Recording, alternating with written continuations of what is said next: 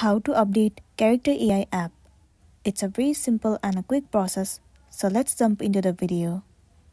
First thing first, what you want to do is head over to your app store. It will land you on this home page. Here in the search bar, you have to search for Character AI. Now head over to this application.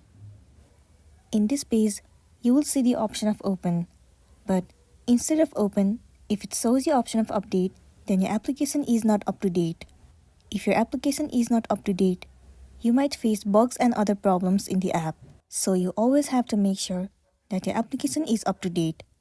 In order to do so, you have to click on update and update your app. Once your application is up to date, it will make your application run smoothly, and then you'll be good to go. So that's all for today, and this is simply how you can update Character AI app. Make sure to smash the like button and consider subscribing if you found this video helpful. We'll see you in the next one.